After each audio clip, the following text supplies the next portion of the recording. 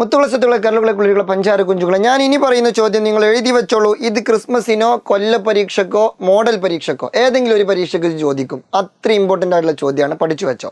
ചോദ്യം ഇതാണ്: identify the process illustrated year. ഈ ചിത്രത്തിൽ കൊടുത്തിട്ടുള്ള ചിത്രം ഏതാണ്? അല്ലെ, ഈ ചിത്രത്തിൽ കൊടുത്തിട്ടുള്ള പ്രോസസ്സ് ഏതാണ്, പ്രവർത്തനം ഏതാണ്?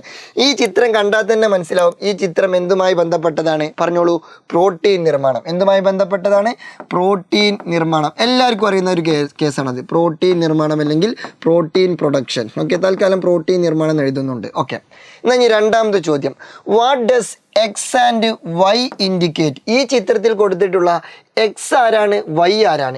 ഇതാ ഇവിടെ ഒരു റിബൺ അവനാണ് എക്സ്.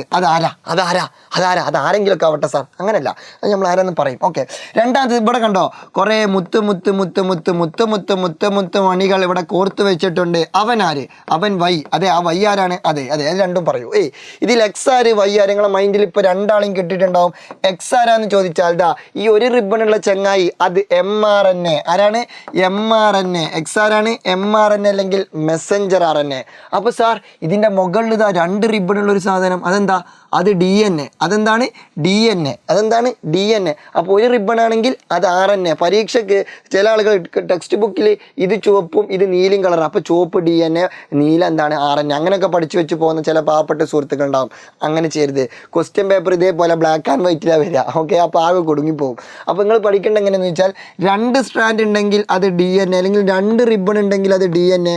ഇതുപോലെ ഒരൊറ്റ സ്ട്രാൻഡ് ആണെങ്കിൽ അതിനെ വിളിക്കുന്ന പേരെന്താണ്? RNA. തൽക്കാലം ഇവിടുത്തെ എക്സ് എന്താണ്? mRNA. ഓക്കെ, ഈ ആ വൈ എന്തായിരുന്നു? വൈ. ഈ മുത്തുമാലകൾ കോർത്തു വെച്ചതാർക്കു വേണ്ടി? ആ മുത്തുമാലകൾ ആരാ? വൈ. അതാരാണ്? വേഗം പറഞ്ഞോളൂ. Amino acid. ആരാണ്? Amino acid. ഓക്കെ, അപ്പോൾ അതും കിട്ടി. അത് അമിനോ ആസിഡാണ് സാർ. എന്നാൽ ഇവിടെ നോക്കടാ, ഇത് അവിടെ ഒരു ഉണ്ട കണ്ടോ? ഈ ഒരു ഉണ്ട, ഇവൻ്റെ പേരെന്താണ്? ഇവൻ്റെ പേര് റൈബോസോം. ചോദിച്ചിട്ടൊന്നുമില്ല, എന്നാലും നമ്മൾ വെറുതെ ചുമ്മാ ഒരു ഷോക്ക് വേണ്ടി പറഞ്ഞതാണ്. ഓക്കെ, എന്നാൽ ഇനി മൂന്നാമത്തെ ചോദ്യം നോക്കാം. What is the role of transfer RNA in this process? ഈ പ്രോസസ്സിൽ ട്രാൻസ്ഫർ RNAയുടെ പ്രത്യേകത എന്ത്? അതായത് tRNA, അതവിടെ ടി എന്ന് കൊടുത്തിട്ടില്ല. ഓക്കെ, tRNAയുടെ പ്രത്യേകത അല്ലെങ്കിൽ tRNAയുടെ റോൾ എന്ത്, പങ്ക് എന്ത്? എടാ, tRNAക്ക് പ്രോട്ടീൻ നിർമ്മാണത്തിൽ എന്താണ് പങ്ക്? tRNAക്ക് പ്രോട്ടീൻ നിർമ്മാണത്തിൽ എന്താണ് പങ്ക്, എന്താണ് റോൾ എന്ന് ചോദിച്ചാൽ, പ്രോട്ടീൻ നിർമ്മാണം നടക്കുന്ന സ്ഥലം എവിടെയാണ്? റൈബോസോം. ആ റൈബോസോമിലേക്ക് പ്രോട്ടീൻ നിർമ്മാണത്തിന് ആവശ്യമായിട്ടുള്ള അമിനോ ആസിഡുകൾ എത്തിച്ചു കൊടുക്കുന്നത് ആരാ? ഈ tRNA ആണ്. ഈ tRNAന്റെ പണി എന്താണെന്ന് ചോദിച്ചാൽ, ക്യാരീസ് അമിനോ ആസിഡ്സിനെ ക്യാരി ചെയ്യുന്നു. അപ്പോൾ ചില ആൾക്കാർക്ക് ഒരു ഡൗട്ട് ഉണ്ടാവും, സാർ എന്തിനാ അമിനോ ആസിഡ്സിനെ കൊണ്ടുപോകുന്നത്? വേറെ ആരെങ്കിലും കൊണ്ടുപോയാൽ പോരാ. അമിനോ ആസിഡ്സ് ഉണ്ടെന്നുണ്ടെങ്കിൽ എന്തുണ്ടാക്കാൻ പറ്റുള്ളൂ? പ്രോട്ടീൻ ഉണ്ടാക്കാൻ പറ്റുള്ളൂ. പ്രോട്ടീൻ്റെ ബിൽഡിംഗ് ബ്ലോക്ക്, പ്രോട്ടീൻ്റെ നിർമ്മാണ ഘടകം, പ്രോട്ടീൻ്റെ അവശ്യ വസ്തുവാണ് ആര്? Amino acid. അപ്പോൾ ആരെ തന്നെ ക്യാരി ചെയ്യണം? അമിനോ ആസിഡ്സിനെ തന്നെ ക്യാരി ചെയ്യണം. പൊറാട്ട ഉണ്ടാക്കണമെങ്കിൽ മൈദ വേണ്ടേ? അല്ലാതെ പൊറാട്ട ഉണ്ടാക്കാൻ അരിപ്പൊടി കൊണ്ടുപോയിട്ട് കാര്യമുണ്ടോ? ഇല്ല. അപ്പോൾ ക്യാരീസ് അമിനോ ആസിഡ്സ് ടു എങ്ങോട്ട്? റൈബോസോമിൻ്റെ അടുത്തേക്ക് കൊണ്ടുപോകുന്നു. അപ്പോൾ ചില ആൾക്കാർക്ക് ഡൗട്ടാവും, എന്തിനാ സാർ റൈബോസോമിലേക്ക് കൊണ്ടുപോകുന്നത്? വേറെ എങ്ങോട്ടേലും കൊണ്ടുപോയാൽ പോരാ. കാരണം റൈബോസോമിലാണ് എന്ത് നടക്കുന്നത്? പ്രോട്ടീൻ സിന്തസിസ് നടക്കുന്നത്. അപ്പോൾ അങ്ങോട്ട് തന്നെ കൊണ്ടുപോകണം. ഓക്കെ, ബാത്റൂമിൽ പോകണമെന്നുണ്ടെങ്കിൽ ബാത്റൂമിൽ തന്നെ പോകണ്ടേ? അല്ലാതെ അടുക്കളയിൽ പോയിട്ട് കാര്യമുണ്ടോ? ഇല്ല.